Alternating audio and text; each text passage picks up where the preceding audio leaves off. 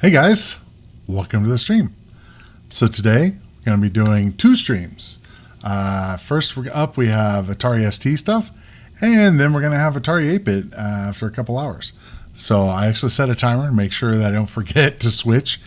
So it is going to be two separate URLs. So hopefully you saw them posted on Twitter and Facebook. If not, what I'll do is I'll probably put a link to the next stream as we get closer. So I'm going to be switching it so it makes it a lot easier for you to be able to see it after the fact. In any case, thanks for joining. Thank you for joining, Gary. I wish you could join for that 8-bit. Yeah, I know. Sorry, it's going to get later. So I need enough time in the morning. So I could keep going earlier, but then that gets harder on the U.S. folks too. So, but we'll see. If we get a lot of Europeans that want to see us Atari 8-bit stuff, then I could consider moving it earlier. But for now, just going to see how it goes. Okay, so let's switch here. Not your fault. It's the time zones. Well, it's kind of one of those things that I try to make it available for everybody. Okay, so let's get into it. So first off, so we have Grav, and that is actually by Martin Brownlow, who is the same guy that made Chaos. He actually made like one or two other games. It's a public domain game, but I was like, he made Grav 2, one other one, and Chaos, I believe. And he's actually gone on and done other stuff. As far as I know, he's actually done other games since then, like on modern platforms. So I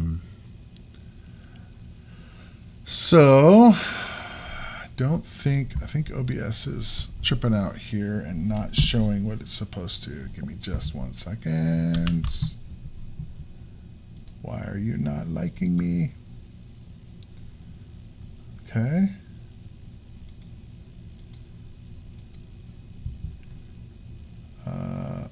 It's because it's below.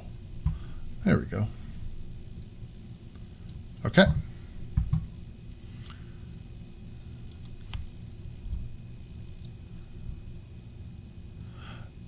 So Martin Brownlow worked on XCOM? Really? I didn't know that.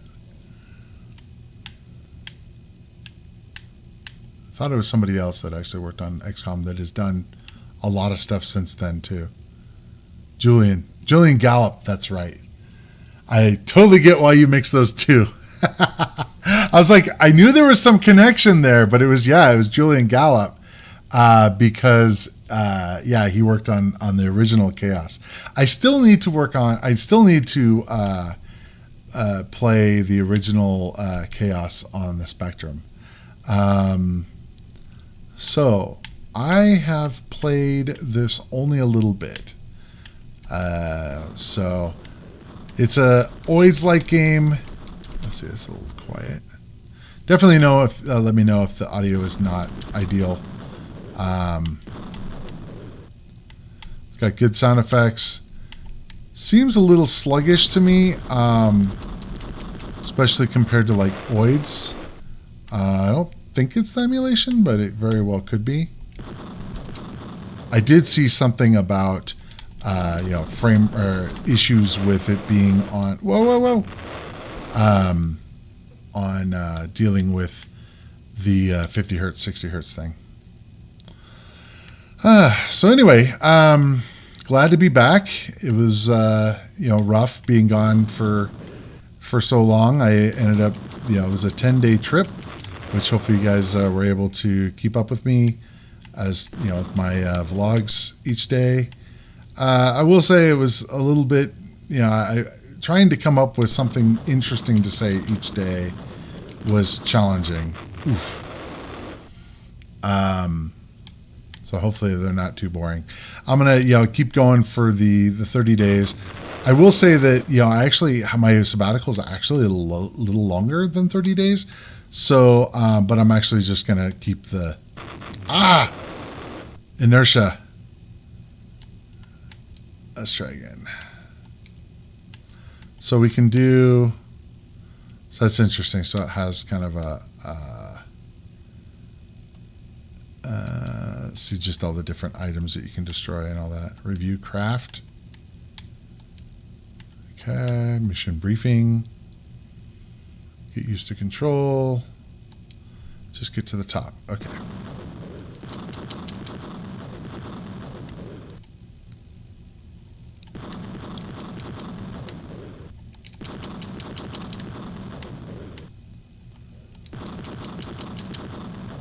Oops, oops, oops, oops, oops. Ah! I feel like I should do some music here, but didn't get a chance to put that on yet. Ah!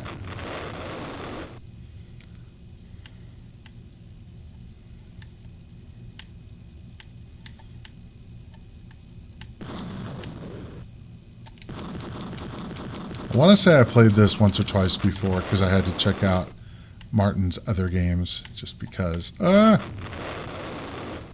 it's really hard to steer. I mean, you can steer. The problem is it's like it takes so much energy to not run into the walls.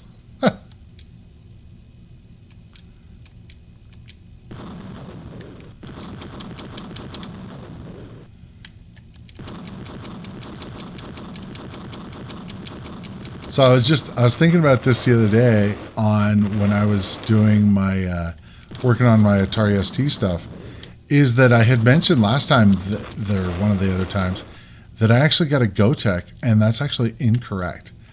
I got an Ultra Satan. That was actually what I was wanting to get because I don't really want to deal with floppies either, virtual or otherwise. So I picked up the Ultra Satan because I am planning. I've been using all the Paraputnik hard drive images, and for the most part, they work really well. So I think that I would really like having that set up much better.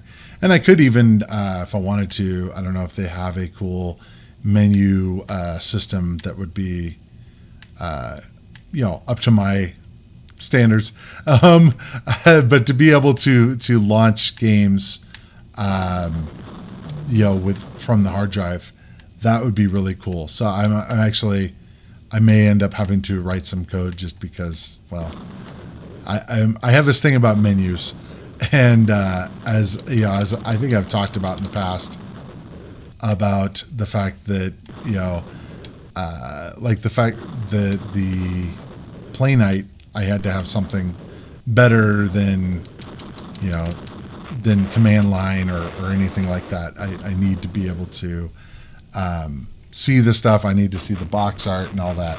It would be interesting to actually set that up on the actual ST. That would actually be pretty cool. And, not too hard. I think the issue would be the fact that if I set it up on the PC and just put the file, all like the box art and all that stuff on there, that would actually work pretty well. So I'm gonna have to play with that. Okay, let's move on to the next one here. So this was one that the DM picked for me, Thundercats, and I know it's one of those things that I've heard people groan about Thundercats. I imagine it's going to be probably about as good as Masters of the Universe was. So I played a little bit of it just to make sure it worked. Don't have high hopes, but we'll see.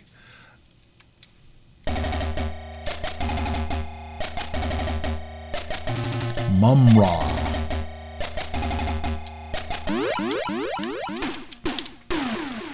Okay.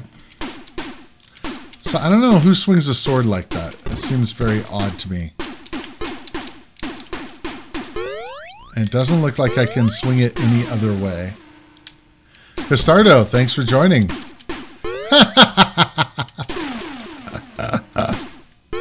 Hey, we got to get the bad ones out of the way before we can move to the good ones. I purposely do it that way. Yes, it's weird. I mean, the graphics look okay. The bouncing is kind of funny. I don't know. The jump sound is odd that they would do that. Okay, how do I not die? Let's try not dying.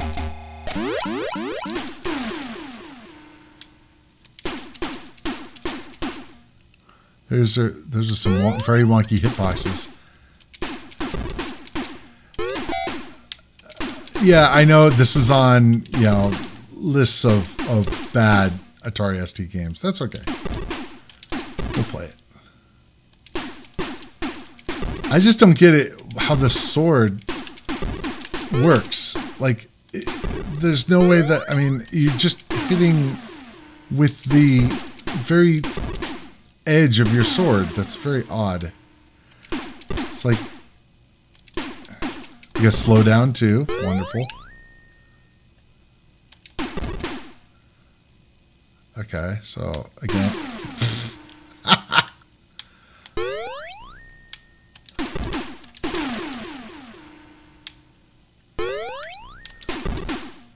Oh, weird. That's odd on the top there. Not quite sure what's going on there.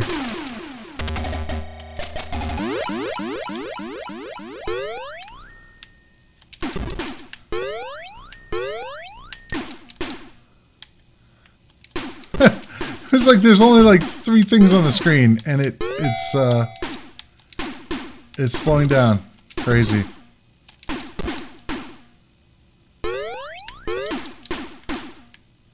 I'm like expecting there to be some other attack or something. Spacebar is pause.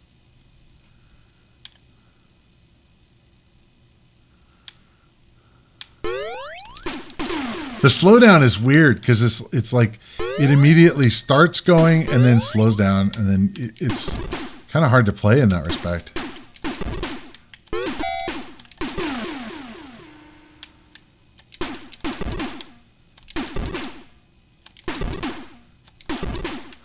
What's funny is, I see these games and I think it could actually be better. It wouldn't be hard to make this game much better. So it's like, okay, so obviously fix some of the slowness issues. That's performance issues are a problem. The animation is wonky because that's not how you swing a sword. It doesn't need sound effects for swinging a sword, or if it did have a sound effect, it should be like a whoosh sound and not a two. It sounds like you're shooting a gun. And the jump that's just weird. Why? You don't need a sound effect for that. I complain about sound effects in a lot of these games, and there's some things where you don't need a sound effect for that. The swinging of the sword really doesn't need a sound effect. If you hit something, sure. So I noticed this is kind of interesting. You can go left. Oh, no, you can't. You can only barely go left. Why? That seems weird. It's like monsters can come from the left. That doesn't make sense. I don't like the fact that some of these levels are you have a hard time killing the guy, because once you get close enough, he's going to kill you, and literally you can't get past it. So yeah, having that slowdown is that's rough. Okay, so there's a timer that's really fast.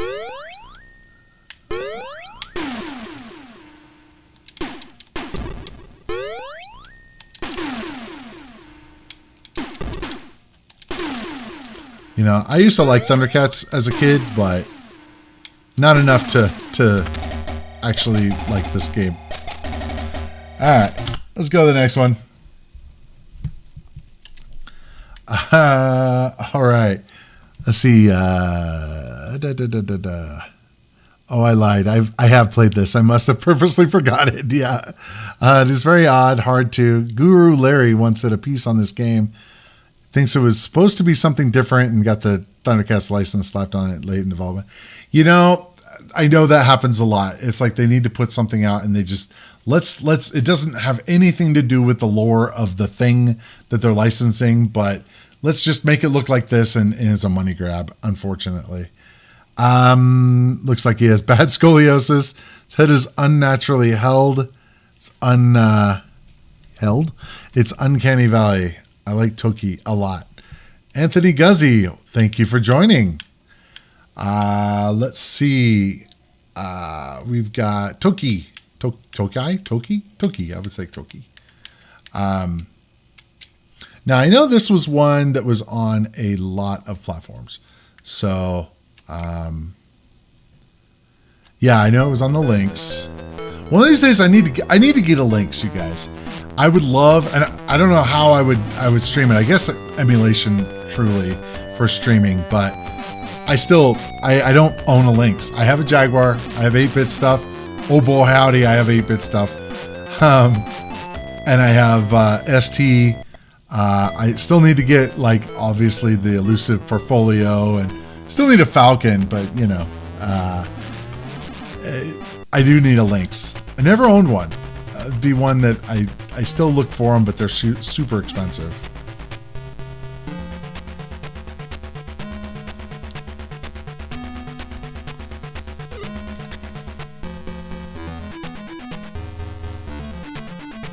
So that looks suspiciously like Ghosts and Goblins as far as like the 1, 2, 3, 4, 5, 6.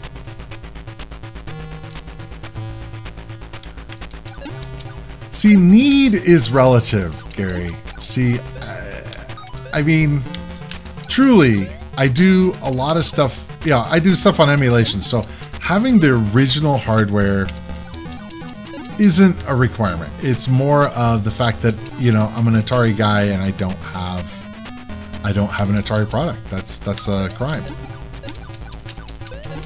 You know, simply, I don't have a Portfolio. I don't have a Stacy. That would be cool too. Or some of the other ones. I was looking at some of the other crazy amount of prototypes. Atari went nutso on prototypes. I mean, there's so many prototypes of things that never saw the light of day. And it's unfortunate because, you know, a lot of stuff, because they went through so many different platforms that it's really kind of sad that a lot of this stuff didn't actually get released. I mean, I know there was probably market viability. Oh, wow, that's cool. You know, I understand why they didn't get released, but it's still, there's so many things that would be really cool if they'd actually seen the light of day. And then they put out stuff that wasn't really utilized, you know, like the Falcon, for example. So this is kind of nice. It has sound effects. Oh, nice. Oh, I have to jump up. Has sound effects and music. They did a good job with that. I think the one issue I have with this, and I'm not sure if it can be helped, is the palette.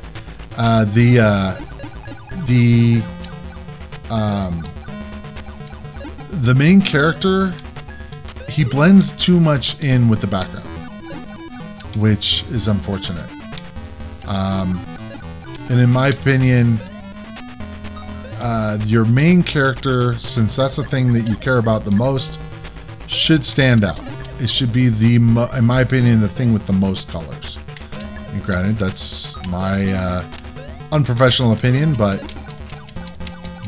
semi-professional. I actually have done game development, but let's see, how do I not die here? Ooh, we have a 16-ton thing over there. Let's see if I can jump on that and not die. Well, apparently not. But yeah, this is really well made, actually. Okay. Huh.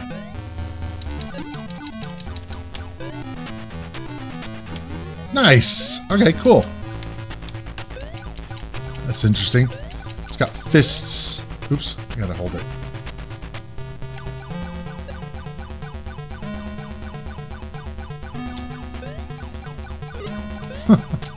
Can I climb? Oh, I can! I can climb the vine. I like that!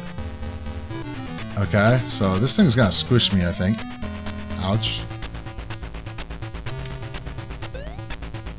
Oh, I gotta kill that thing again? I guess it's easier from the vine. Can I hurt that thing now? I think I hurt it a little bit.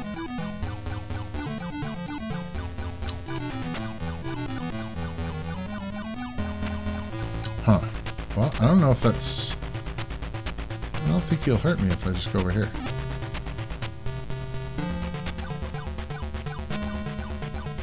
Getting some slowdown.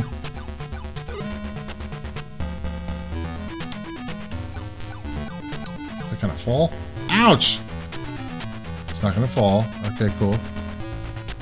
We'll go over here.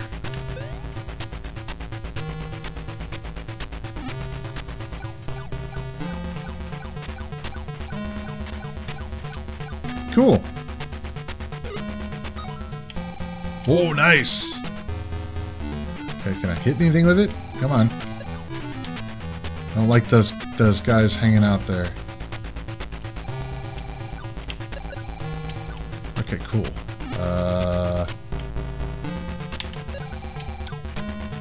Nice. Ah, the fire went away. Oh well.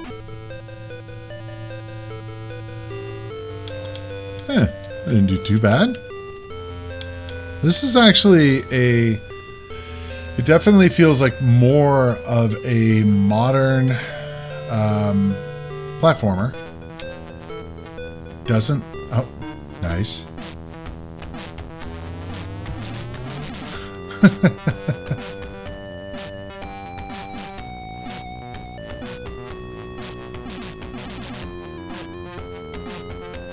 Is he gonna do the same thing?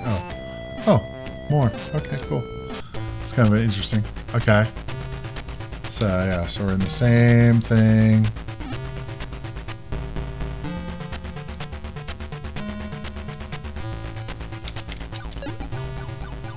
This is actually a really fun platformer, I gotta say. We've talked about platformers on this channel a lot and how I'm not so great at them and don't really like them because of it. And mostly because they take the Ghosts and Goblins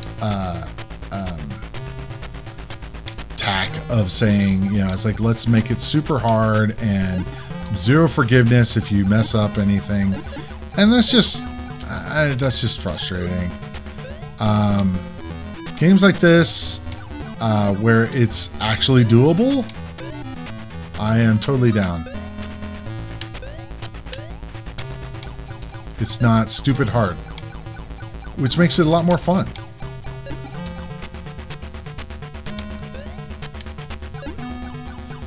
Yeah, I mean, a lot of the developers, especially back then, they thought, oops, let's try that, and boom.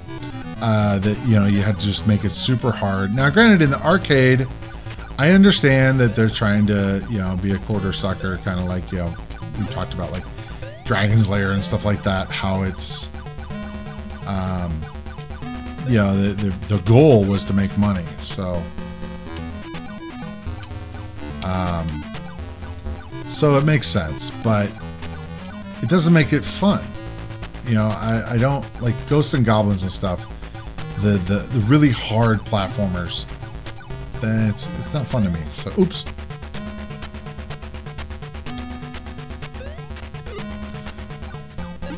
But this is actually a lot of fun. I would say probably the arcade is probably going to use the colors a lot better. But again, I know this is a port. They're trying to, you know, do the best they can, and I get that. So I kind of have to give them a pass on that.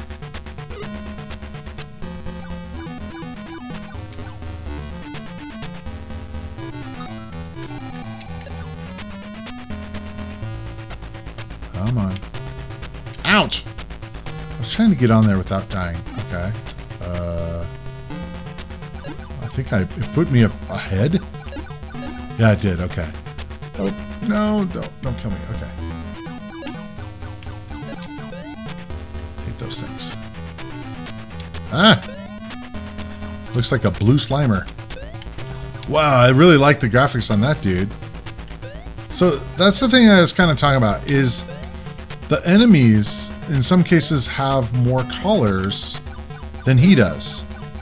And not a fan of that. I feel like it should be the character should have more, in my opinion. That's my opinion.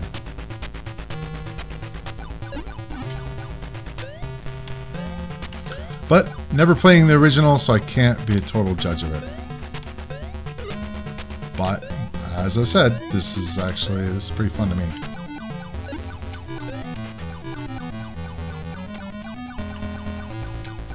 It has music going the whole time. So many of these did not have music and sound effects at the same time.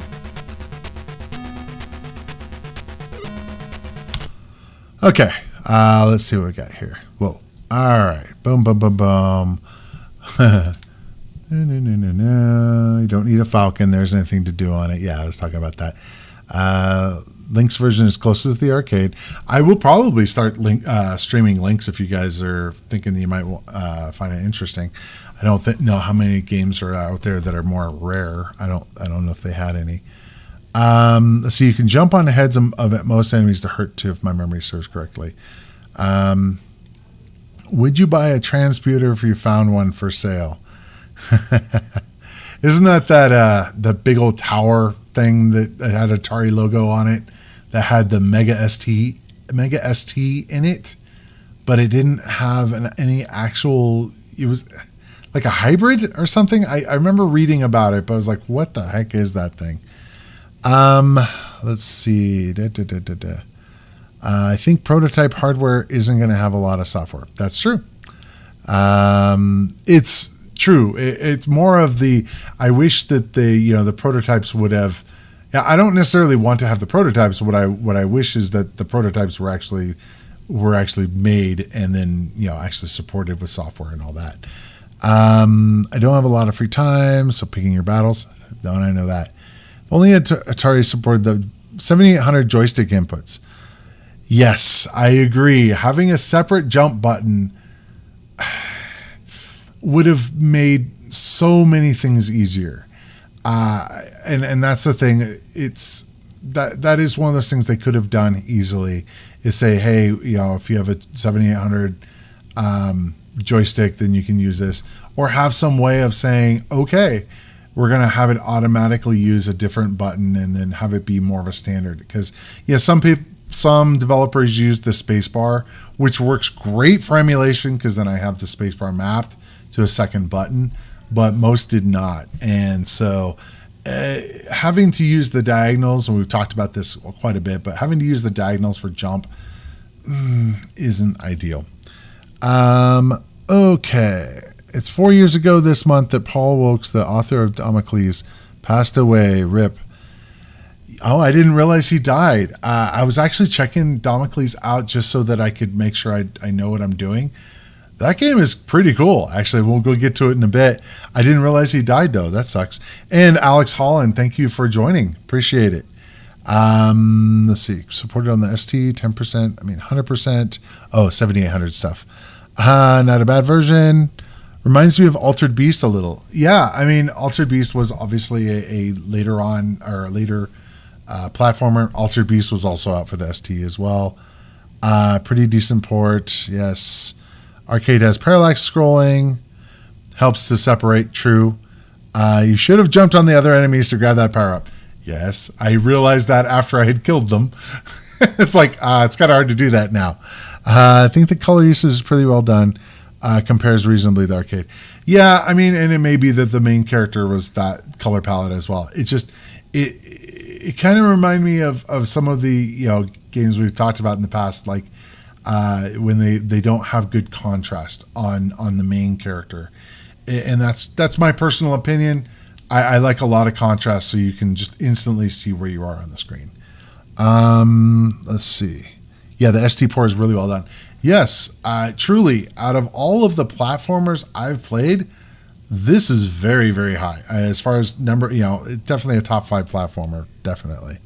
Transpeater is a pretty advanced system. 1 meg of video memory in the 80s. Wow, that is insane. Probably a bit too amazing. Yeah, before its time. Okay, and Damocles Prime. Mark. So, anyway, thanks for joining. All right, let's get to the next one. Let's see. Alcatraz. So this one, I'm not sure if it's one that people like or not. It's one that I kind of just glommed onto, and I actually did a Let's Play video of it. I need to release it, but it's actually not bad. One of the things that's interesting about it is that it has 2-player on screen, split screen, which is always interesting. So the audio is really low on this game.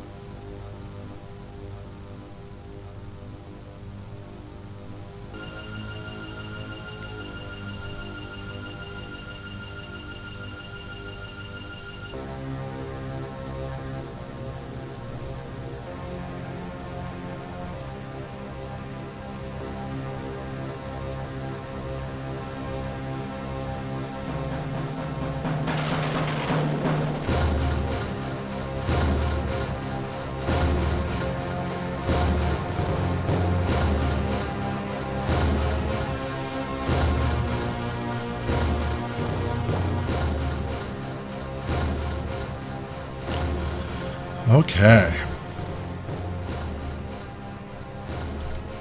Let's get on with it.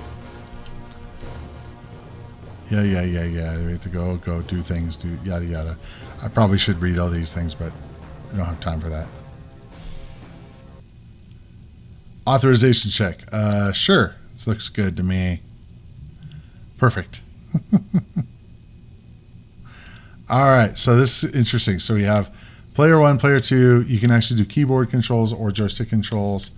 I'm just going to keep it player 1 and player 2 off. I want to say that I'm trying to remember. I played this before, and there was something I had to do with the second player, and I don't remember exactly. So unfortunately, it doesn't have music. We were talking about the whole music and playing while playing the game, which is unfortunate. One of the things I did notice though is if you in order to change the weapons, you have let me turn it up a little bit.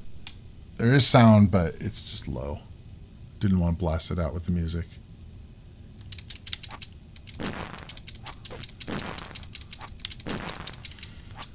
I remember having to, if I switch here.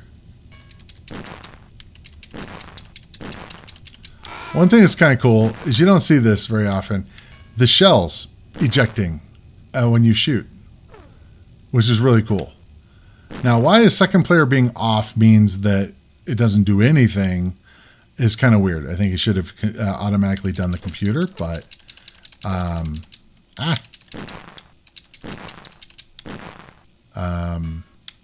one of the things I noticed is you go in the hide. You can hide back here in the shadows, and then you can change your weapons. So it's an interesting way of changing weapons. So you could go to here and now use a flamethrower. Probably want to be back a ways. Ouch.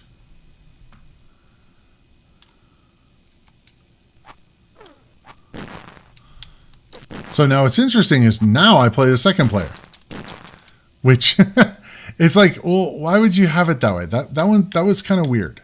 So you can change it so that it's a joystick, keyboard, or off. And you can choose the same thing over here. So I'm not exactly sure why they did it that way. Why the second player just sits there.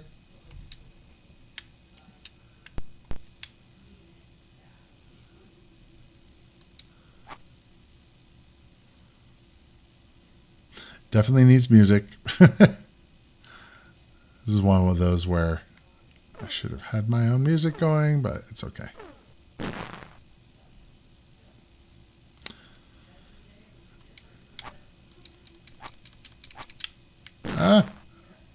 No, jump onto the bomb. Yeah, that sounds like a plan.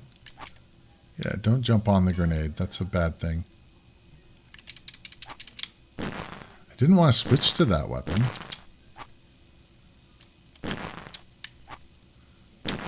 I need to hide in the shadows to be able to switch my weapons. Oh, I don't have a gun yet. Okay.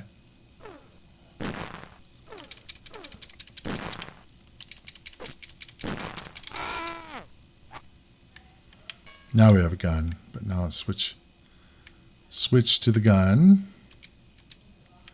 Now we're talking. So he uses a shell every time. It's like you only have a certain amount of shots.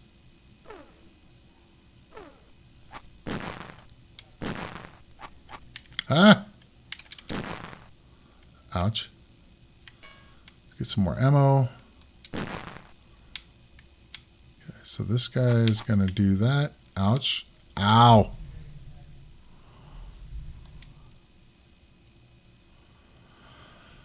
All right, let's try.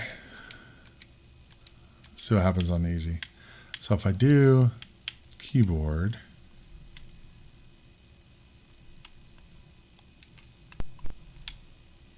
So you can actually use the keyboard. It's like I don't really want to, but it should just turn off the second player, like not even have him going, that's the odd part to me.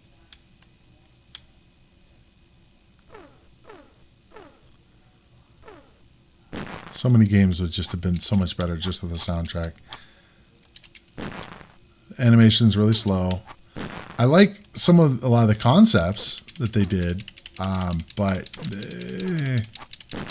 it's hard to have this game make a high list or a good game to me. But if this is your favorite game, I'm sorry.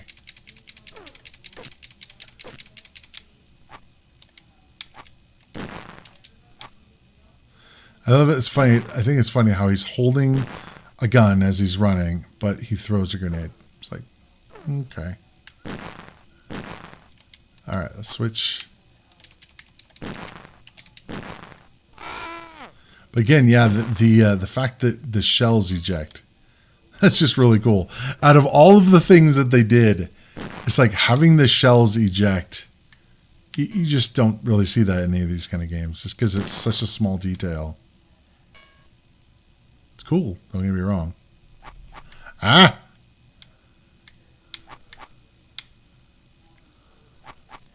Let's not die. Can I not kill this guy? I guess because he's on the ground. Seems odd. Oh, I'm out. Okay. So I guess since I'm out, I got to punch. There's no place to hide in this. Oh, there we go. Okay. Flamethrower time. And now I picked up ammo.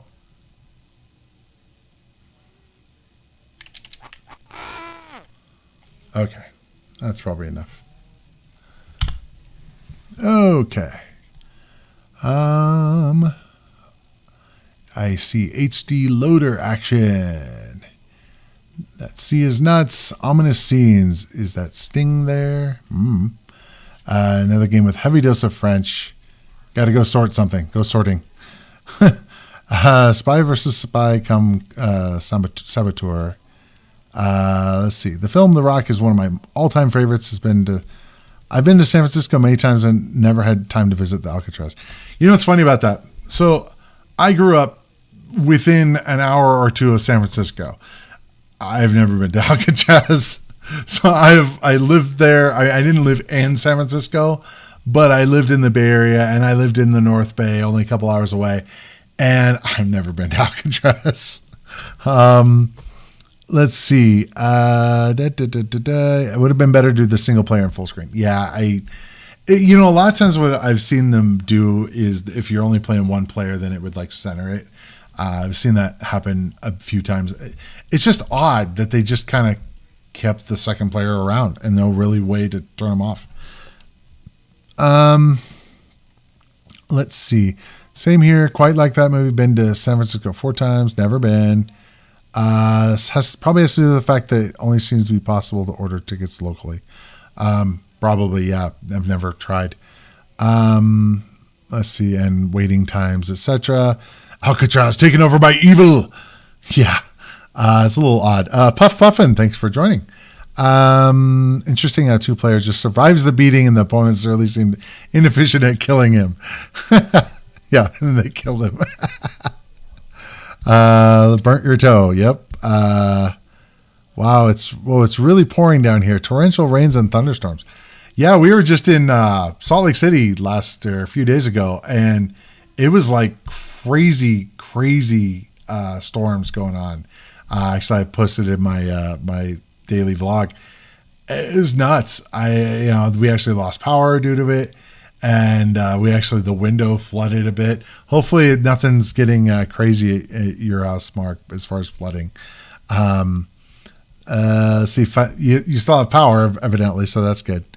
Finally getting some rain. And graphics seem similar to the original Metal Gear. Yeah, MSX is one of those that I actually would really like to cover, especially Metal Gear. I will admit, I have never played a Metal Gear game. So, sorry, I just never have. But it would be really cool to play the original on the MSX. And the platform I know had a lot of good capabilities. I just never checked it out. Yes, Metal Gear comes Saboteur, comes Spy vs. Spy. The Spy vs. Spy would be kind of like the 2-player thing. I love Spy vs. Spy. I would love to see a modern remake if they haven't done it already. Let's see. His job description states he should lay down and operate the flamethrower. Yeah, and apparently he can't be killed that way. So that's actually a pretty good job description. Prison Escape games peaked with Denton Designs' The Great Escape. Unfortunately, not on the ST, but it's like where time stood still. I have not checked that out. I've only been there once. It's not that great. Oh, talking about Alcatraz. The brochures are in like 40 different languages, I would imagine. Okay, let's get on to the next one. F-19. Okay, so this was one that kept showing up in like games you need to play, yada yada. Flight simulators. So I played Falcon.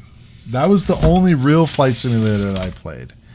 And I think because it was,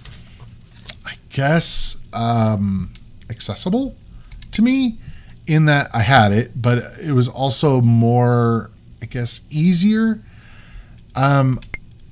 After going through the manual somewhat on this game, the 250-page manual for F-19 Stealth Fighter, I would say, I had a feeling there were going to be some comments. I would say this game is not in the same realm with games like Falcon. This is very deep. I actually printed out, and I have no idea why it screwed up, but I actually printed out the keyboard template because I'm like, how the hell do you do all this stuff? And there's nothing showing what the keys are, or what anything is. And I'm like, I'm going to try it. Okay. I was really tempted to remove it from the list because I'm like, there's no way I'm going to be able to play this. However, I played through the training simulation. I got this. No. And by got this, I mean going to fail miserably, but I think I kind of know what I'm doing in like the smallest aspect. I was able to land. I was able to do the first mission, the training mission, which is what pops up if you don't answer this question correctly. I don't care. Training mission is fine. I thought that was an interesting way of doing copy protection without being in your face about copy protection. It was, if you didn't have the manual, then you were stuck doing the training mission every time. Either that or you just kept trying and right, the amount of times you'd have to do it would be a little insane. But the thing is that it allows you to actually play the game, even if you didn't have the manual. But I think they were probably very confident in that if you didn't have a manual, and back then you didn't just have a PDF you can look up, or just, you know, Xerox someone's manual, 250 pages worth, they were pretty confident that it was fine. Okay, so I'm playing with the joystick, which actually seems okay. So we're going to be, so this first mission is very simple. Basically, you have to destroy the radar at Tripoli, destroy enemy missile boat, and then return to airbase. Now, what's interesting thing about this is I had done this before, and it said something about taking a picture, not destroying, which I'm not exactly sure what's going on with that. If anyone knows, let me know. But destroying, that I can do. So you can go through here and kind of look at all the targets, look at all these things. Again, doing this in 10 minutes, as you said, is difficult, but I can do most of it, and I can also speed things up. So we have these. So we have Mavericks. That's what we need. Now I'm not exactly sure why some of them are available and some of them are not. I guess it's random on what's available. But in the training mission, we can actually just reload and refresh. It's not a big deal. So I'm going to just begin the mission. And guys that play this game, definitely give me a break on this, because you know how hard it is to start out. So first off, I am going to engage my throttle, and then I need to take off the brakes, which will get me off the ground. And yeah. So, and I'm actually going to do the autopilot, turn off the gear. Don't give me a hard time about the autopilot, guys. Trust me. This was not easy. So, going to get me situated so that I can get there. And then I believe it was to see the next waypoint. I think it was F7. Problem is I need my glasses too, which is fun. Okay, here we go. So it says it's going to take 11 minutes to get there. But we can just do this. So it's going to take a bit to get there. But now what I can do is I can actually turn on the tracking cam ? So that does the track cam ahead. So in the manual, it actually explains kind of how to go through this first training mission.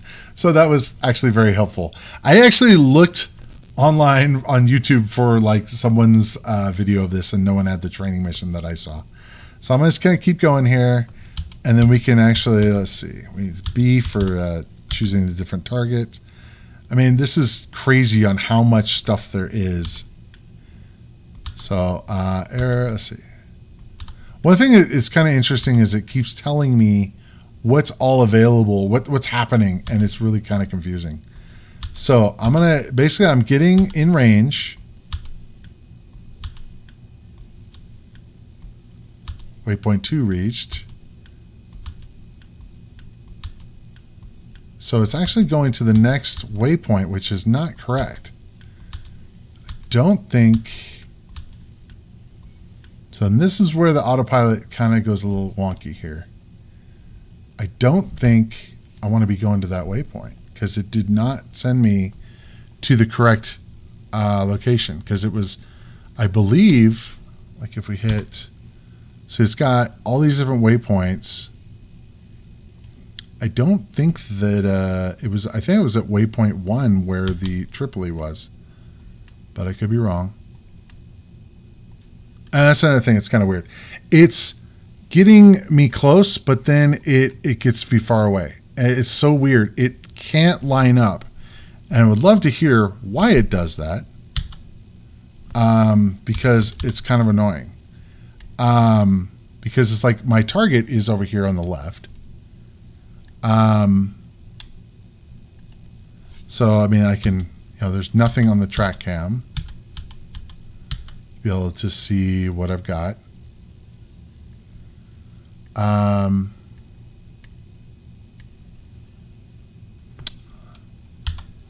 I did this before, and I was able to do it once. Now, whether or not I'll be able to do it again remains to be seen. Okay, so I'm getting towards it. At least I'm going the right direction, it looks like. And then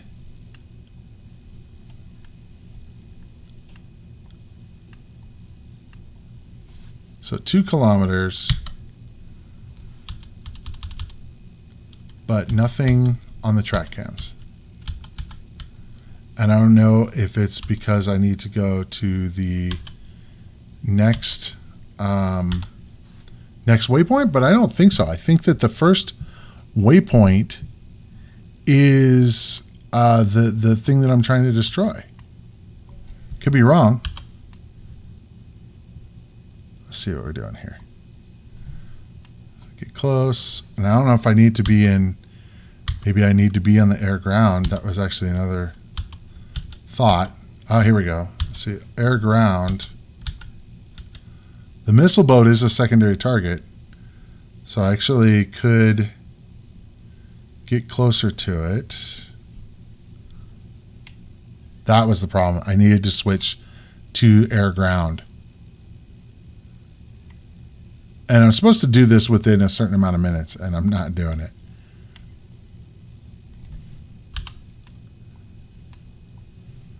So if we can lock fuel, I'm going to go ahead and add some more fuel.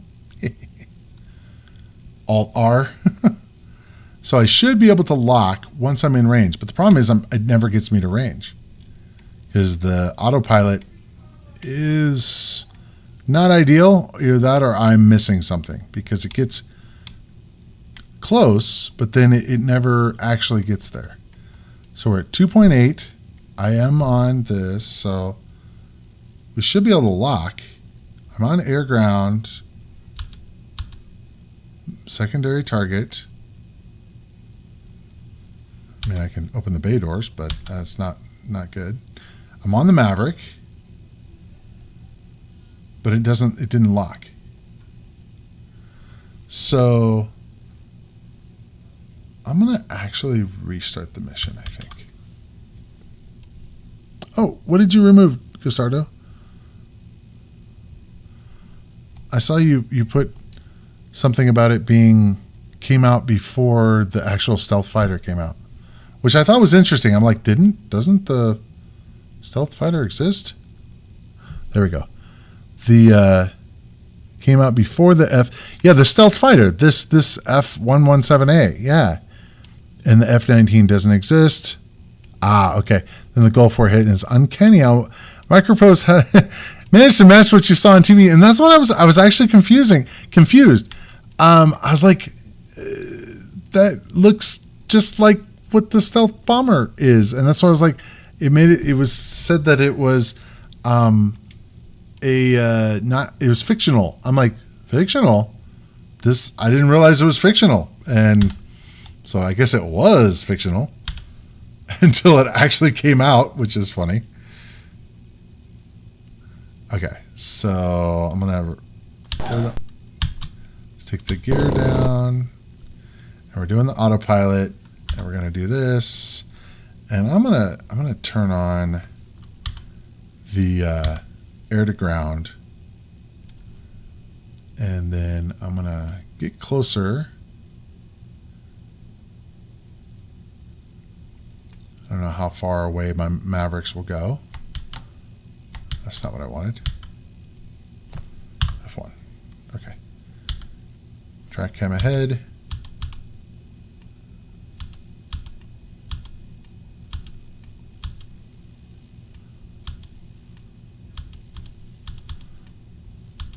Waypoint reached. Missile boat.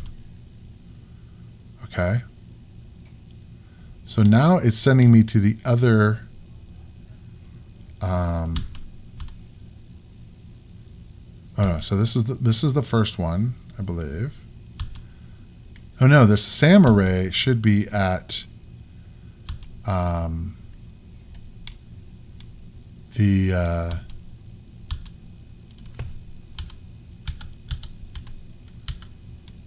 I thought the samurai was the first one to do it.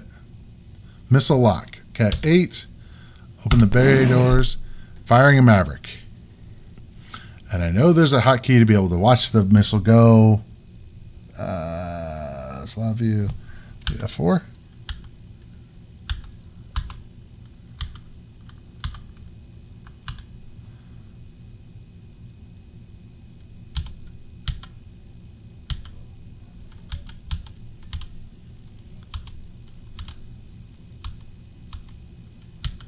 Okay. Close the bay doors. All right. So this is F-19 Stealth Fighter. Kind of not that interesting. I mean, truly, unless you know the game, I kind of feel like, yeah, I actually made a concerted effort to try to learn how to play the game. But again, 250 pages, I concerted effort to play the game, not a concerted effort to be a actual stealth fighter pilot, which is funny as hell because in the manual it actually talks about, well, real pilots actually will read through all of these things and do all these things. It's like you have two ways of learning. You can just jump in and figure it out, or you can actually read through the manual for these 30 pages or whatever just to get used to the controls and all that. And it's like, sorry, I want to just be able to do something. So I was able to take off. I'm not going to try to land. I tried that earlier. Just that was fun. At least with the training, you have no crash on. So anyway, let's move on. Let's see. Oh wow, look at that coffee. So many details in this game. Yeah, I noticed that as like the coffee cup. That was something that's like, why they did that, I don't know, but it's one of those things that the coffee cup. All right, cool. PC version didn't have the F117 selection. Interesting. F-29 Retaliator is another fictitious plane in the flight simulator. Yeah, no, the deal is that if you're really into flight sims, it's definitely cool. I actually really need to get back into Falcon because that was one I actually really enjoyed. I think, correct me if I'm wrong, I think it was a bit easier to play. So, okay. This is the first one that was recommended. As you guys probably saw on Twitter, I asked people to give me some ideas for games that they liked, and especially ones that I haven't played before. And so this was one of the first ones. This one was suggested by Mo Gamer on Twitter. I had never heard of it. Dark Side. Definitely an interesting game. Again, I wanted to try to check it out to see what it was about and to make sure that I could actually be able to play the game. So you drive around. It's kind of a tank kind of game with, it's another one that you can use keyboard or mouse, or keyboard or joystick and mouse. You can use just the joystick, but the problem is if you hit the button, you can only shoot at this center part, which is where the reticle, whatever, aims at. But if you use the mouse, you can shoot much, much faster and aim. And you can actually destroy this tank-looking thing eventually after many, many shots. This one trips me out. Okay, ready? So we got a tree here, right? All right, watch. The tree takes off. I have no idea why that tree in particular takes off. This one doesn't.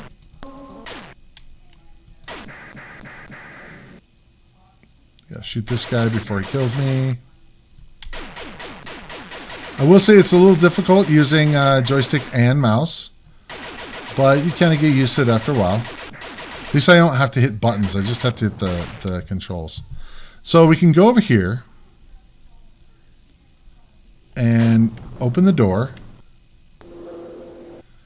I'm not exactly sure what this table is for, other than just being an object. Now, one of the things is we have shield and we have fuel. So if we go here and we run into this pink rectangle, I get fuel. So this is the Ganymede store. So your guess is as good as mine. So we can go through here. We get fuel. And it does deplete. It goes away. And this one was kind of trippy.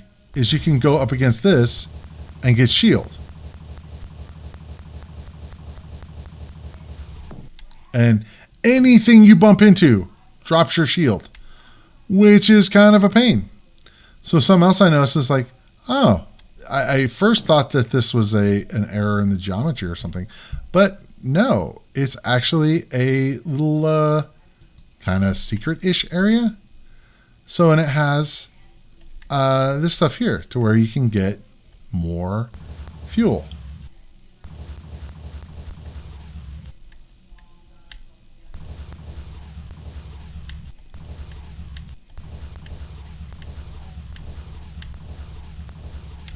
So I'm not exactly sure what this symbol, it looks like an axe, is. Tried shooting at it. Nothing happened. Oh, I take that back. I shoot at it, and something happened. I don't remember that happening. So something happened. So let's duck down. Let's not die by hitting the wall. Okay, it doesn't look like anything changed in here.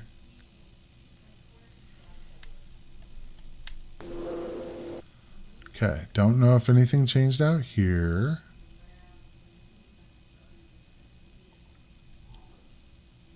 Doesn't look like it. Now, one of the things that's also interesting is you go over here, and there's this cube. If you shoot at it, it removes that wall. So it's like a switch, which I don't see the purpose of because there's nothing over there. I haven't figured that one out. But we can go over here and we can shoot at this, and we get into this room where we get over here, and I'm wondering if I can shoot at these things now. Looks like maybe I have to shoot. So there's this on the wall, but see, I can't get past this. There's like a force field. Haven't quite figured out what I'm supposed to do here. But I ran out of time. That one is so weird. It doesn't really tell me that, hey, you're running out of time. Mark, gotta go. Work starts early tomorrow. Or enjoy the rest of the stream. We'll catch you at the tail end later. Thank you for joining. Appreciate it. We'll see you next time and see you online. Okay. So this game is kind of intriguing to me because it's got quite a bit of stuff going on. I'm not going to bother with the trying to get more fuel and shield for right now. But you can go over here and you can shoot at that and you can teleport. And we can go into here. I don't even see where there's a time, a time limit. Which that's annoying. It says that you ran out of time. Well, it'd be very helpful if it showed me what time it would be. Oh, interesting. So it has music-ish. I'll take the sound effects, I think. Maybe. Oh, no, I can't turn it off. There we go. Oh, right mouse button did something versus left mouse button. That's interesting.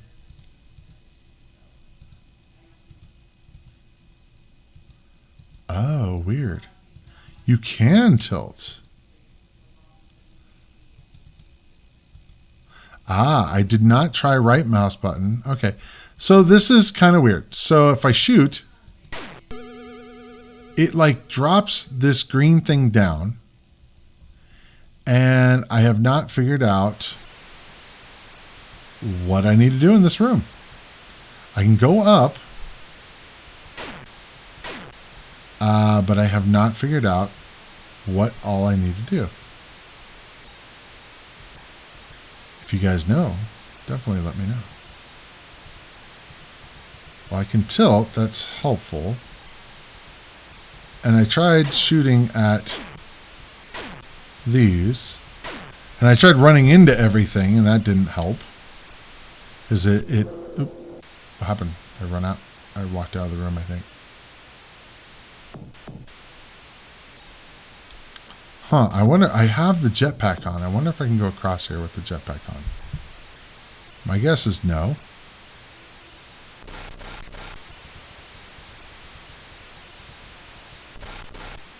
Ah, it's supposed to be saying dark. Betcha. So I'm kind of stuck. What's that?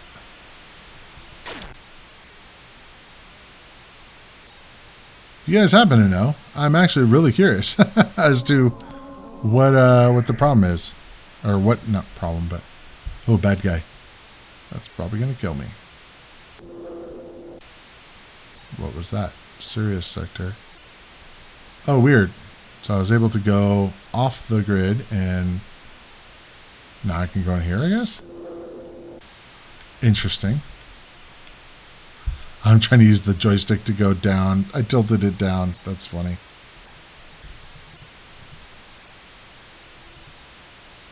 That's a very small door. Let's try going in the door. Let's turn off the jetpack. Okay.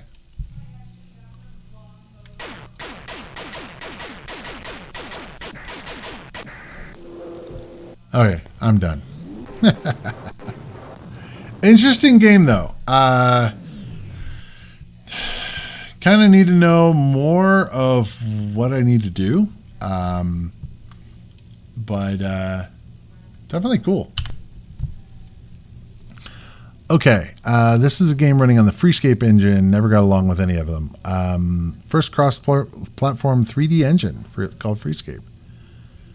Interesting. Darkside is the sequel to Driller. I still need to play Driller. Should play that first. Too late. Both good games. Other ST games include Toe Eclipse and Castle Master. I have played Castle Master. I think we played it on the stream. That definitely had a very similar feel. Gotta go. Okay, yeah, we talked about that. No, don't ask me. As far as how to play, probably. I never liked any of the Freescape games. I really wanted to like Driller. 3D construction kit looked interesting too, but meh. Hundred channel, thank you for joining. Hi Ed, evening everyone. It has all the worst aspects of adventure games combined with bad controls and a very slow engine. Played this after playing the prequel Driller, and I remember it being intuitive but harder. I'm gonna have to check out a Driller. You know, it's evidently it's the one you should play before then. Not a problem. Okay, let's move on to the next one. This is a lot more intuitive, a lot more standard, and that is The Bard's Tale. Something I did not realize is the actual title. Sometimes we're a really negative bunch. Hey man, I am just as negative. There's some things that I don't like about a lot of these games. Let me turn that down. So The Bard's Tale, interestingly, is called like Tales of the Unknown. I did not realize that. And you're looking at the manual or the box art for it, it actually has this is it's kind of like the Elder Scrolls or something, and I had no idea about that. I just knew it was The Bard's Tale. Now I did think it was the Bard apostrophe S, but apparently not. Okay, so kind of standard issue role-playing game. It is let me turn that down a bit more. It is 3D-ish, which is nice. So there are some actual members in here already on the hard drive. I don't really care about that. Let's create a member real quick. Let's do a human. Let's do a warrior, and we're gonna call him Ed. Why not? Do get very original here. So I'm just gonna add me, and I think I can play the game, or I can with one person. Let's see. Yes, I can. Okay, Scarbray. So one of the problems with this game is that it's really easy to get lost because you don't have a lot of ways of trying to figure out where you are. So you face death itself in the form of 3 mad dogs. So will your stalwart band of 1 fight or run? Sure, why not? Let's do it. Let's go in there and face the peril. Yes, let's attack. I have a feeling that the Ed is not going to last here. I don't know if he's going to be able to actually hit at all. Let's see. Ed swings at Ed. Oh my God! Really? I put 1 as in my party member. Alas, your party has expired, but gone to adventurer heaven. Okay, let's try this again. Let's do this. Let's add a bunch of these guys on here. Whatever. Some of these is kind of interesting. Some of these things here. I have no idea, like, what these guys are good for. I don't care. At least I probably won't die immediately. Okay. Again, let's go in here. Let's go fight. Oh, you're in an empty building. Okay. Let's go. It's really easy to get turned around because it's not very obvious when looking at some of these buildings on where you're at. You're in an empty building. Yay! And then you turn around, it's the same looking thing. It's like, really? Okay. Conjurers. We will fight the conjurers. Party attack. Attack member 1 through 6. So what I don't understand is why it had party attack. That's what it is. Attack foes. So I clicked on party attack, which amounts you can attack your own party, which is crazy. Why would you do that? Defend. Use. Okay. Okay. Swings at a conjurer and hits him 5 times for 63 points of damage. Yeah, okay. These guys are probably a little OP.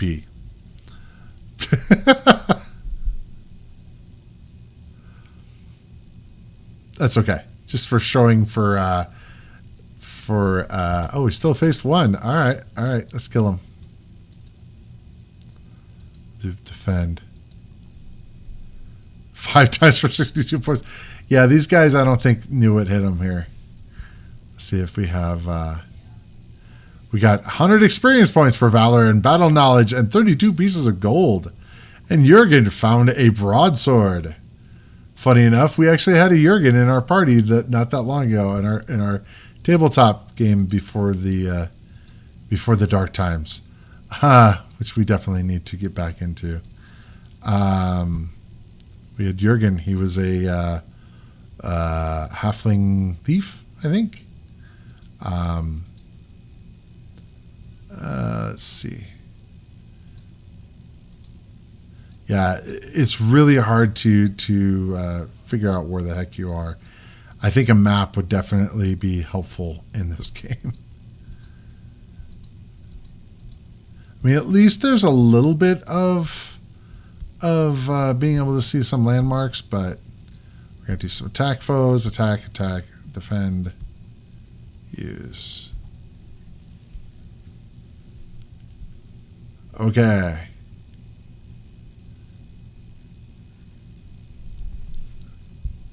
Not a problem. Got some experience and some gold.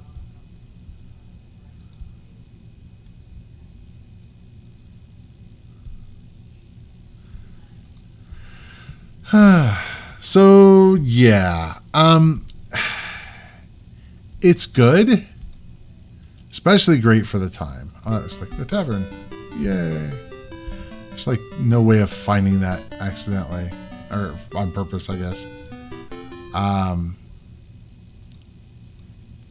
guess it's where he came from, but you just kind of keep running around and you know, you eventually can get out of the city and stuff, but it's not, what is that? That I believe is a shop, isn't it?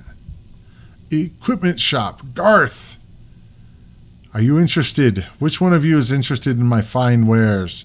We have 65,000 gold. What could I buy? Anything I want. He probably already has much better than this. Let's see. Oh my God. Yeah. Mithril plate, Yabarashi something or other, adamantium gloves, diamond sword, diamond helm. Yeah, he's got a lot of stuff. Yeah, that's the thing. You know, coming in with the characters that are pre-made and already like way high level, it's not necessarily the best way to go. But you know, it's great for demoing it, just because I don't have to worry about dying all the time, etc., and can kind of give you an idea of the game. Okay, let's move on here. Let's see. Look at the early EA logo, definitely.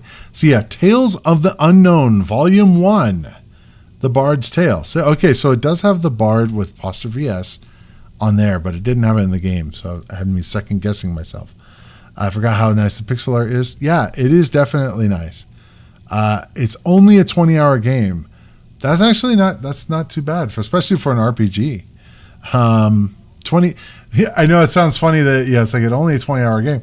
That actually makes it more apt that I might actually want to play it, because so many RPGs. I don't get me wrong, I love RPGs, but they usually are major time sink. I agree that this one needs to come back. That was a quick one. Not sure what that was a reference to. I remember trying this game after having played games like Dungeon Master, Amber Star, Captive, Blood Witch, etc., and found Bard's Tale to be too old-fashioned, not enough action. Yeah, I agree. Especially, I had that problem with like things like Ultima, where every movement you have to do, every little thing you have to do, it makes a battle super long. And yeah, you fight and stuff, but I'm sorry, comparing it to like some of the others, like you mentioned, Blood Witch and Captive and Dungeon Master, those were top games to me. And I agree, trying to play Bard's Tale after playing those is a little hard. I remember Bard's Tale being really hard when I was a kid. I used to die like the first or second encounter. Yeah. I mean, it's random encounters. You have no idea what you're going to come across. So you are obviously a slave to the RNG, which sucks, you know, because sometimes you'll have some really bad monsters, and, you know, I guess the only real save there, or the only real saving grace there, is to save scum. I mean, truly, and I don't even know if it allowed you to. I think it probably, you know, once your character was dead, it was dead. But Keops Equinox, thank you for joining. Appreciate your being here. Okay, next. So Bard's Tale was actually recommended by Fulton Bot. I appreciate that. Definitely, if you guys are on Twitter, check out my stuff. I actually put a lot of stuff about favorite games and stuff. And, you know, if you have a favorite game you want to be listed here, that's one way of getting it in there.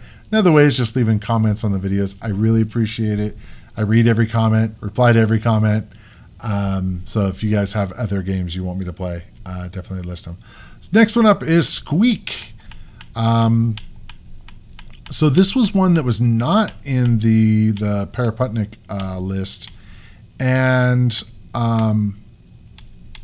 it's I remember playing a game very much like it. Actually, a couple different ones. The Jumpin' Jackson seemed very similar to this, and then there was another one that I was playing that was similar.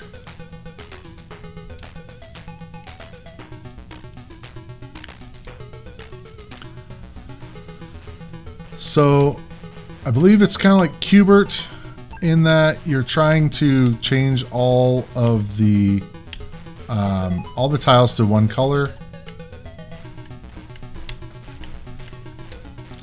I don't know much more other than that.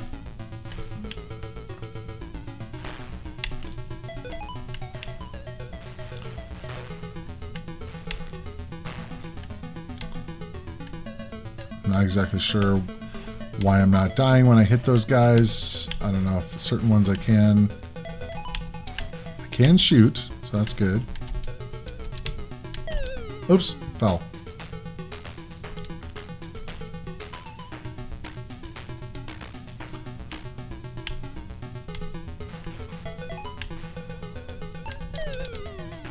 So this was recommended by Arcade Sidekick. Has sound effects, has music, that's good. Very good colors. Yeah, it's very bright.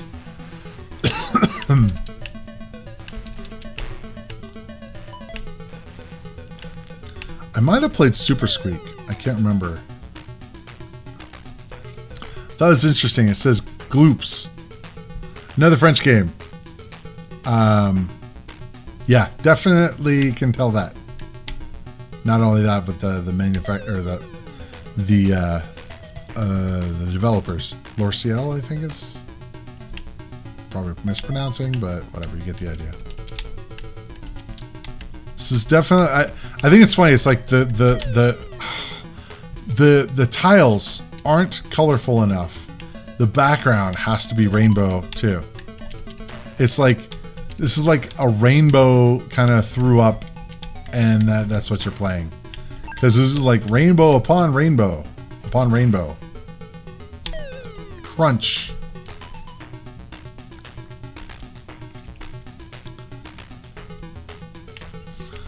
I love how you said there may be some weirdness just because it's French.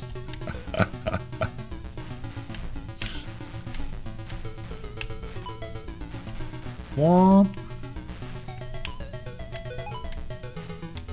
I don't have any issues with this game. Yeah, it's not stupid hard or anything. Music maybe gets a little repetitive. Did I get them all? Got them all. Yay. That was an easy one. It is very colorful. And Panos, thanks for joining. Colorful would definitely be a good word to use to describe this game. And that's not a bad thing. You know, I mean, it's very bright. I could see little kids really liking this game, just the colors alone.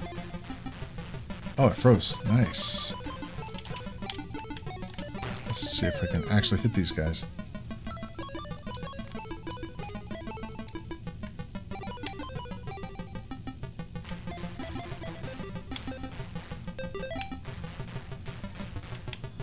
The guy the main character kind of reminds me of a game that we used to play called God, what was it called?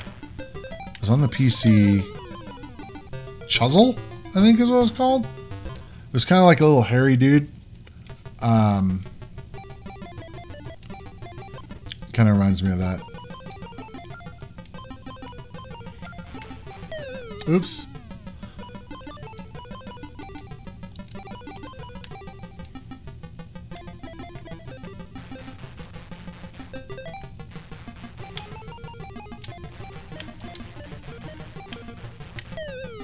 Gloops. Glaups. Curious if that's oops in French. And they just didn't translate that one.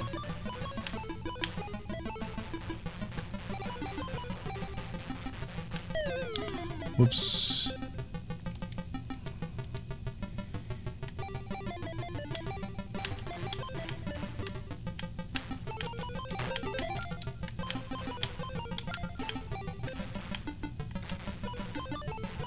Yeah, for what it is, I mean, this game's fine.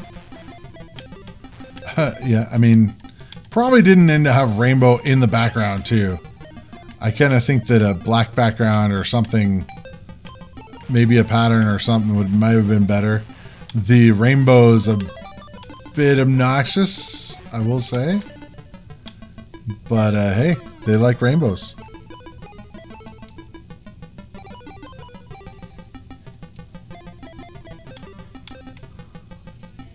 Oops.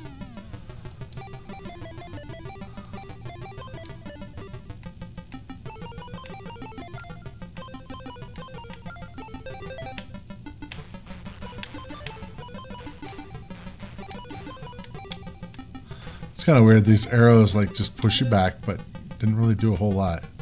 Oops. All right. Probably enough rainbow craziness there. But yes, it had GLOUPS, which is interesting.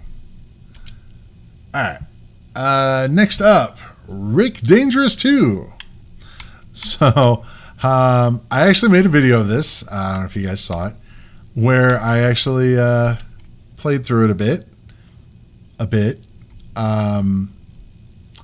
I'm not that great at this game.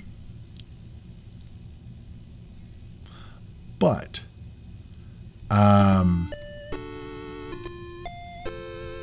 it's a thing. It's a game. I know some people like them.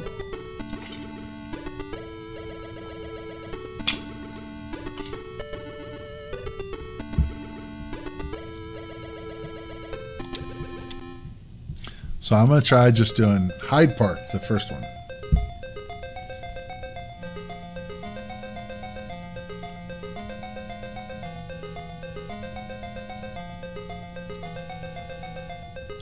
Some people like them, though.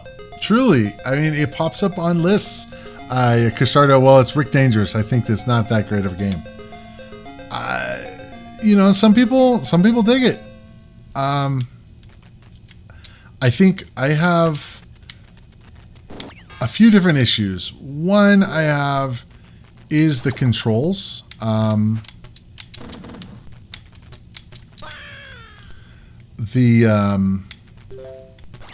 The whole idea of hitting the button and then moving is a little odd. Let's see how far I've gotten on this game. Not very far at all, but...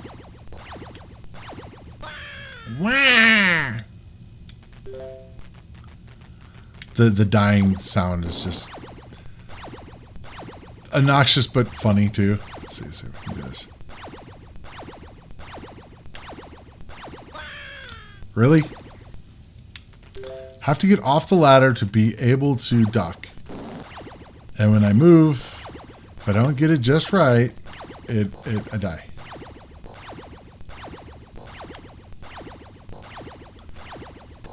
Oh.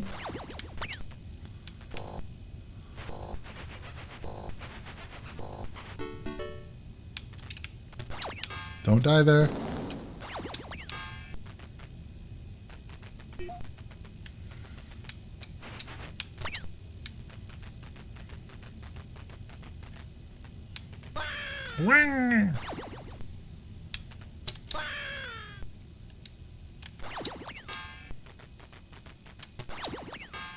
Yeah, the memorizing every trap. I think that's one of my major issues here.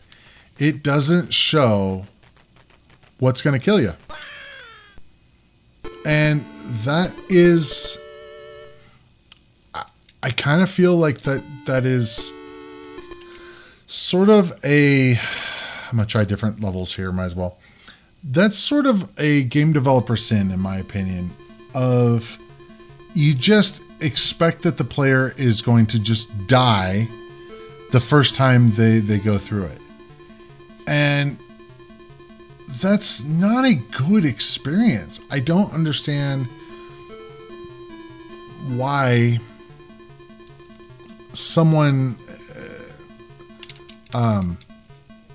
would develop it that way. You have to...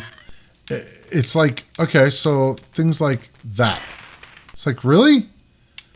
How do I know that's there? You don't. The only way you know is if you run into it. And I don't like that. It's it just feels wrong. It's like, okay, can I shoot that? No. Okay. There's something that's going to kill me at every turn. This guy is like, the pathing on him makes it like almost impossible.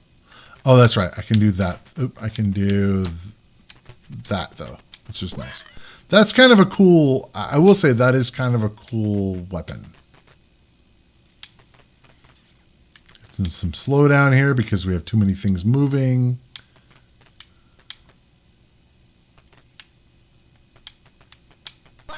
Wah.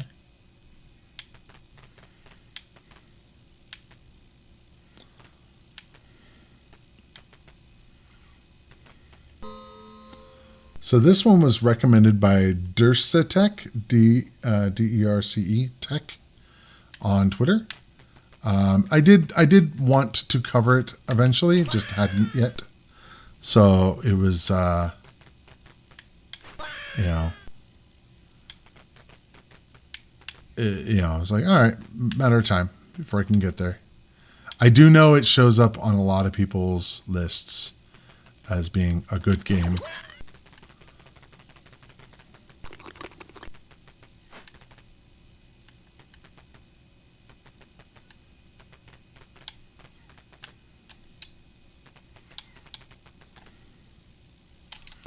Wah.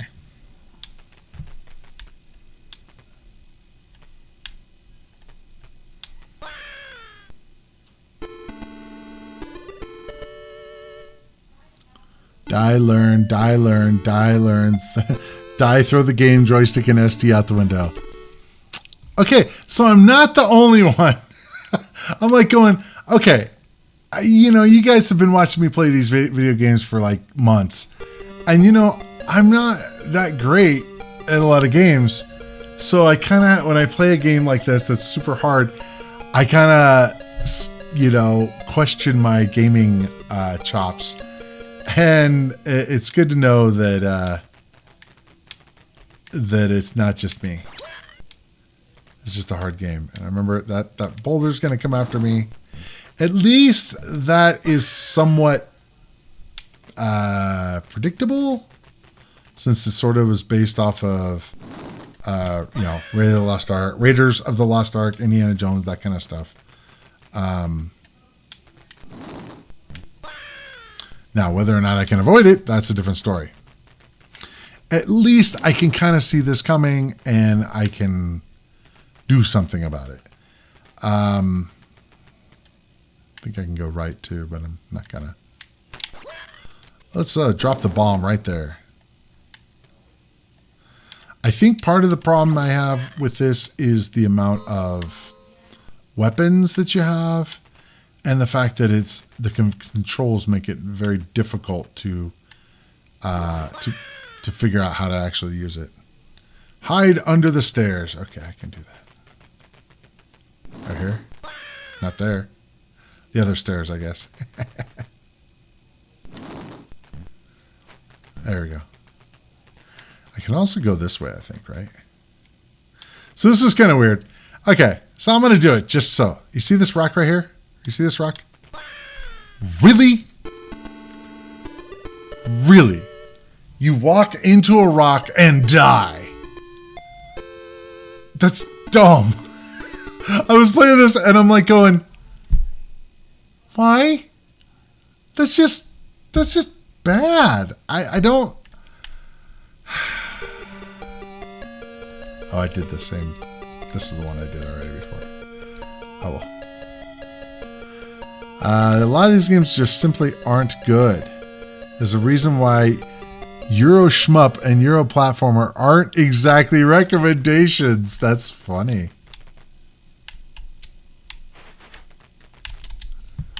Well, now Euro board games is a whole other thing.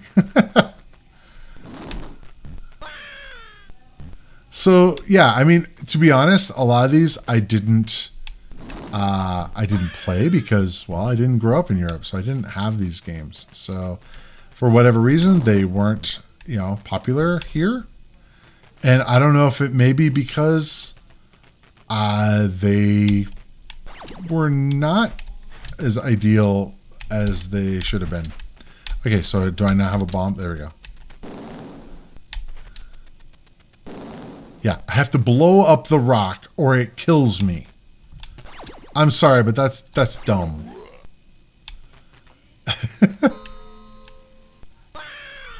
Really? That kind of stuff where the spike. Where did those spikes come from? It's like, seriously?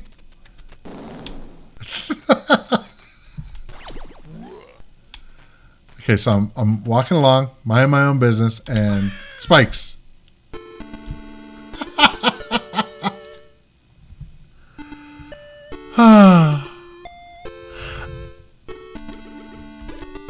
Yeah. Why? I don't know. But I noticed this. I hit the spacebar or whatever, and it switched to monochrome mode. Why? Oh, this is another one that was just kind of crazy on how hard. It was just like... So now I can't switch it back.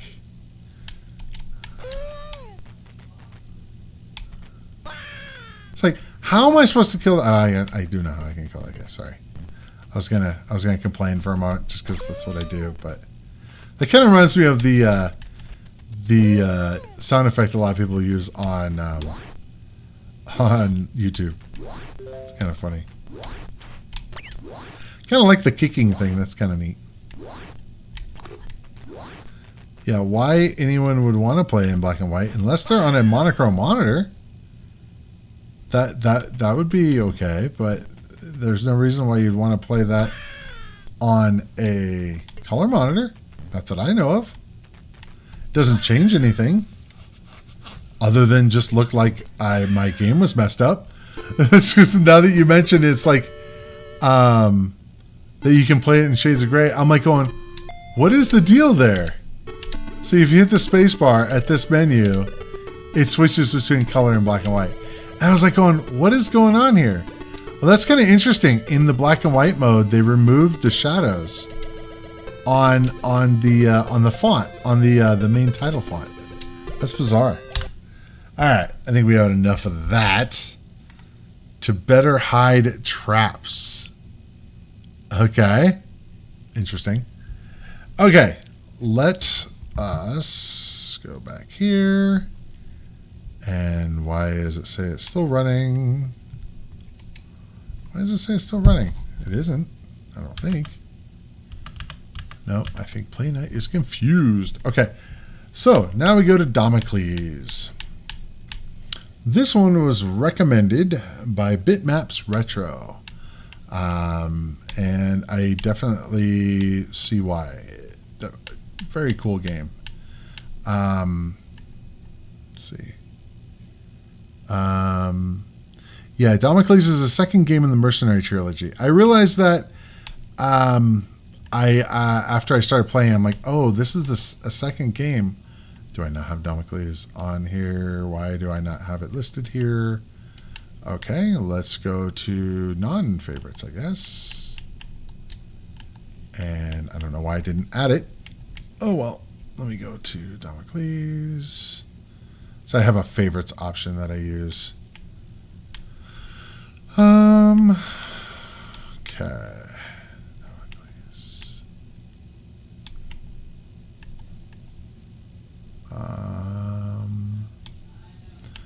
Looks like it does not have. I didn't have it as my as a favorite, so it didn't get. Oh, I know why. I'm a dumbass. Don't mind me. I actually put it in here as Mercenary 2 Damocles. That's why. I am dumb. Okay, here we go. By Paul Wokes.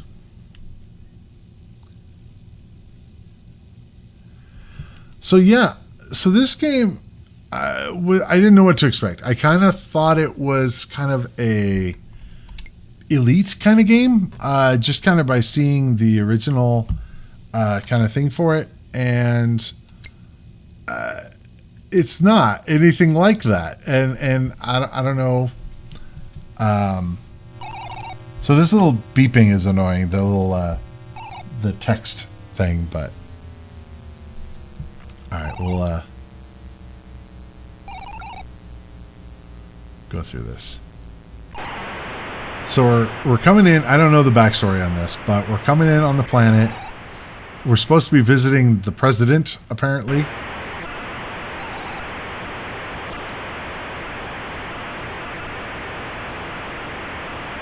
Says, I loved this game as a kid. Spent many hours.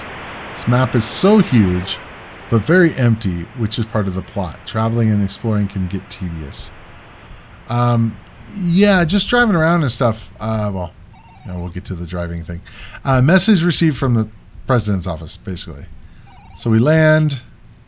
On arrival, please proceed by car. Okay. Key is held for you in spaceport reception. I'm glad I'm a fast reader. Some of these things that pop up there, that'd be hard for someone that's slow. All right. If any of my group of friends found something, we'd phone one another with the coordinates. So this took me a minute because I didn't have the manual to try to figure out what the keys were because I didn't know what to do. It says like, oh, you need to go get the car or get the key, and I'm like, okay. And it's like, okay, so I'm landing on this planet at the capital city. I think it's funny. It says landing completed.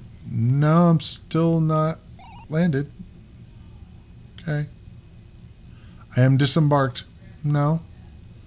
I'm still not landed. All right. Now I'm landed. Well, kind of. Now I'm landed. So now I can, let's see. I can walk. And I can also hit my fast forward button, make it a little faster. There's also a run button, I know that. So here's my car.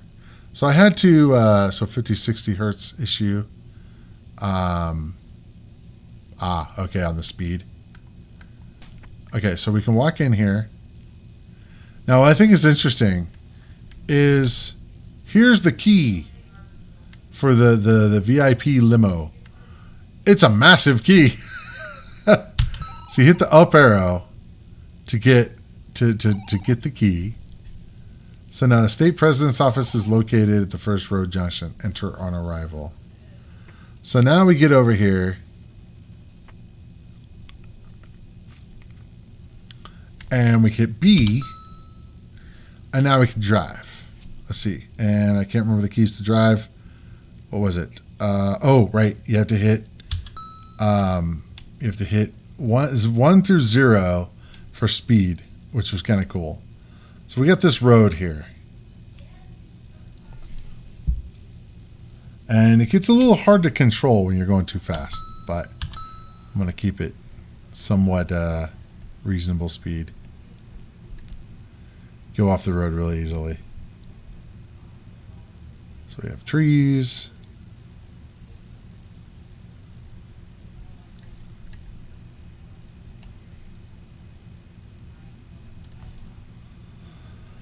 So I can also fast forward if needed. That's one advantage. One of the things that's cool is the sun goes down, and the moon comes up and all that. It's kind of cool. It has a day-night cycle.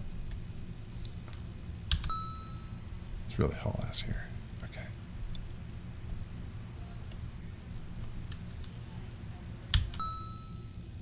Okay, and then I think it's L. Yeah, L to leave the car. So now we go into the office. Eventually. And it does tell you, it's like communication from state president. Thank you for coming, finally. You were supposed to be here months ago.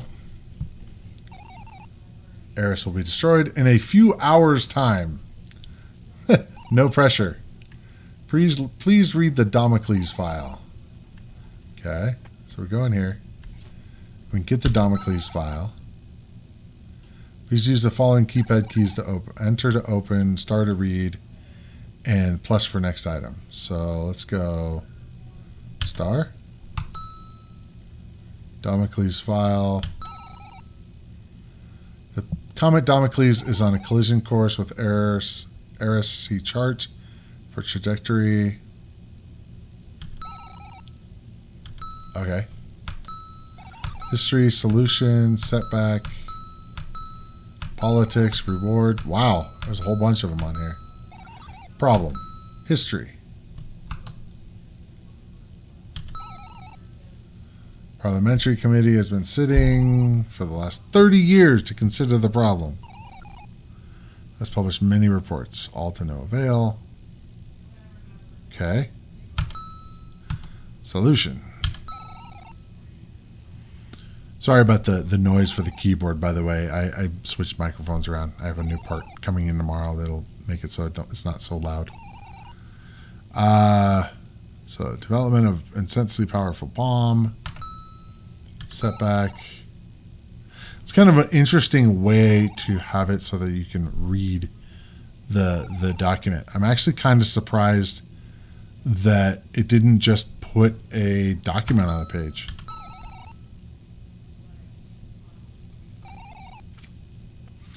It's always interesting how they choose to represent or to present data like this. Mystical Order of Carpenters. Okay. So we're finding a device. Again, this is a very deep game. I'm not going to be able to go very far in this. This could be something I could do a deep dive on if it makes sense. Politics. Okay. Reward.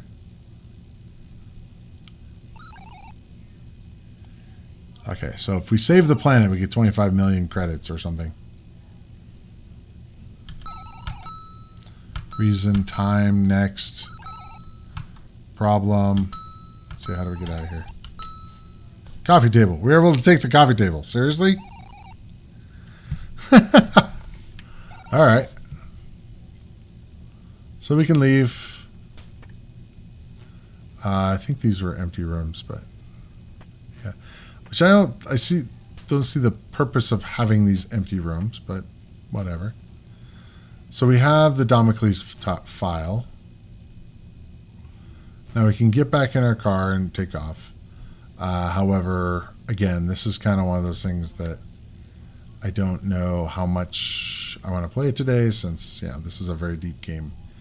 I think we're probably about done. I also need to get ready for the next stream, which hopefully you guys will be able to join me on. This is a very cool game, though. I see why Bitmaps Retro recommended it and said it was a great game. It's one of those things that I think I would probably need some sort of guide of some sort to try to tell me where I need to go next. It's like, okay, so I need to save the planet. Okay, next, how? But in any case, Gary, you say you struggle getting these sorts of games for some reason. I'm right there with you. I enjoy the games, but I have a hard time getting into it. And I think some of it, for me, has to do with the age of the game. If it were a modern game, I could see being a little bit easier into it. Funny enough, I know Bitmap Retro, he said that apparently there's a new version in VR that can be done, and I don't exactly know how that works. I'm guessing it was ported to the PC and can work with a VR helmet. That's intriguing to me. I'm not sure how much I would like seeing these graphics in VR. I'm not sure if that would help, but I think the biggest thing there is if there were frame rates and all that. If there's a higher frame rate. Obviously, texture mapping would be nice too, but you can't have everything. Let's see here. The plot is all worlds have been evacuated. Great idea to explain why the worlds are so empty to cover up lack of memory/storage. Yeah, that's one way to do it. That's fully solar system simulation, actually. I did see that. Basically, all the planets and stuff. Kind of like how Elite and Frontier work, I believe. These games were ahead of their time, and the hardware really was too limited. That's what, when I play the 3D games on the ST, I kind of feel like, they wanted to do a lot, and some of them actually are very playable. For whatever reason, they had the good performance with it. But when the performance lags on it, because it's all doing software rendering, it's a downfall when it takes so long to move around. It's really hard for me to keep with it. Just when you're turning, you're like, okay, I'm turning. It's frustrating to me. You could remake this with modern graphics and a streamlined interface. That's true. I know, again, I don't know if someone has, or Bitmaps Retro probably knows on Twitter. It's up there with Starglider 2. That's another game I need to play. It's on the list. It's one of those things that some of these with the Paraputnik hard drive versions of them, they don't always, they need to be modified in order to actually work with the emulation that I use. So, Starglider 2 is good. Yes, it's on the list. Definitely need to show it. All right, guys. So yeah, I've only got about 10 minutes more. Hopefully you guys will be able to come to the 8-bit stream, which is going to be in another 10 minutes. Because it's the first one, my guess is there won't be a lot of people. That's okay. I'm going to be going through some of my favorite games, some of the standard classic 8-bit games. No Second Prize is definitely a good 3D game. That one has enough the frame rate is actually okay on it to where it's actually good. Okay. So, all right, guys. So let me find the link, and let me post the link to the next stream, just so that you guys, if you want to raid my own stream, which is kind of an odd one, but let's see if I can find it so I can post it in here. Obviously, if you go to the Mission Ed Possible site, you'll be able to see it. Where is it? I was kind of posting a lot today, so hopefully you guys noticed. Okay, so I'm going to post the chat link here, and that link is going to be for the next stream. So I am going to take a break, and I will be back with our Atari 8-bit stuff. But you know what? Thank you guys for showing up. I really appreciate it, and hopefully we'll see some of you in the 8-bit stream. Anyway, see you guys in the next adventure. Take care.